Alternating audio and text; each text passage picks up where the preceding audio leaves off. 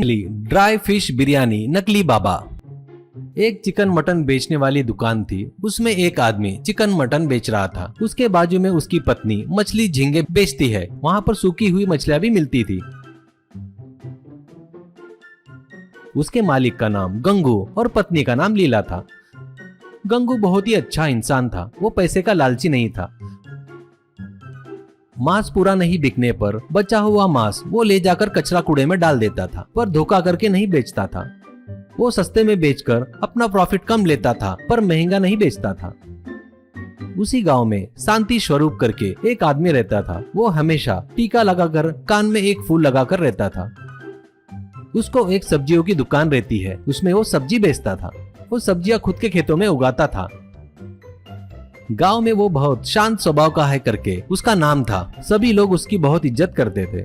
वो शाकाहारी पर गांव में बहुत ज्ञान बांटता था। ऐसे ही मेरे प्यारे गांव के लोगों, आपको पता है मैं पूरा शाकाहारी हूँ। जानवरों को पकड़कर मारकर उसको पकाकर खाना कितना पाप है। वो सीधे आपको नरक में ले जाएंगे। उनको मारते वक्त उनको कितना तकलीफ होती है पता है क्या आपको? एक छोटा कांटा पैरों में चुभा दो कितना दर्द होता है पता है ना आपको? वैसे उन्हें भी दर्द होता है। उतना ही नहीं, मांस खाना कितना हानिकारक है पता है? वो जल्दी नहीं पचता। उसमें नहीं सौ बीमारियां भी आती है। इसलिए मेरे पास मैं खुद उगाए सो बगैर रासायनिक खाद के ऑर्गेनिक सब्जियां वो खाइए। ये मैं मेरा धंधा चलेगा करके नहीं बता रहा हूँ, तुम्हारी सेहत अच्छा रहना करके बोल रहा हूँ। ऐसा बोलता था।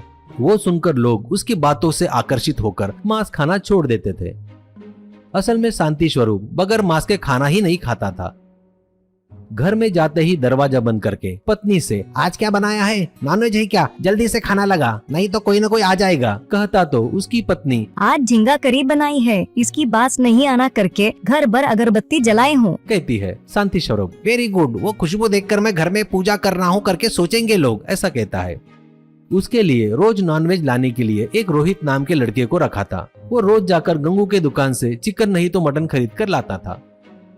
वो लाकर चुपके से खिड़की में से शांति स्वरूप के पत्नी को देता था, इसलिए शांति स्वरूप उसे पैसे देता था। ऐसे उसकी पत्नी घर भर अगरबत्ती जलाकर नॉनवेज बनाती थी और वो बड़े चाव से खाता था।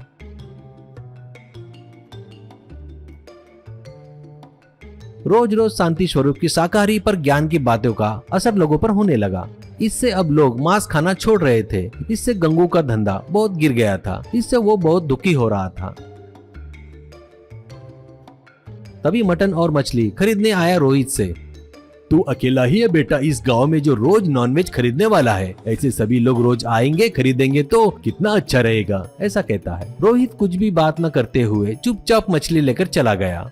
एक दिन गंगू और लीला बाजार से जा रहे थे। तभी उस गांव के मंदिर के पुजारी आगे आते हैं। दोनों भी उसे नमस्कार करते हैं। वो, क्या रे गंगू ठीक है ना? और लीला तू कैसी है? करके बात करते वक्त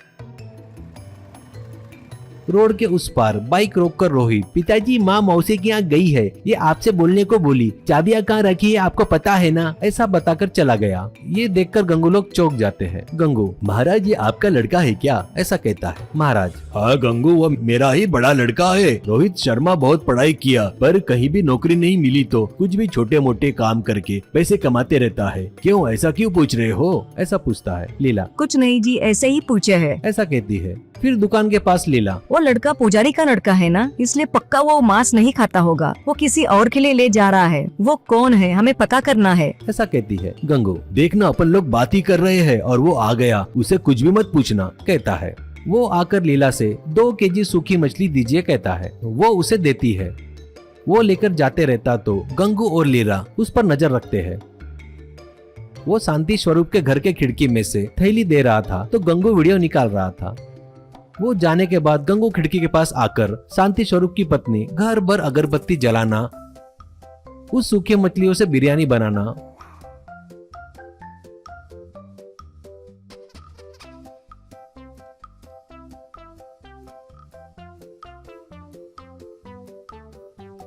और वो शांति स्वरूप बड़े चाव से खाना पूरा वीडियो बनाता है।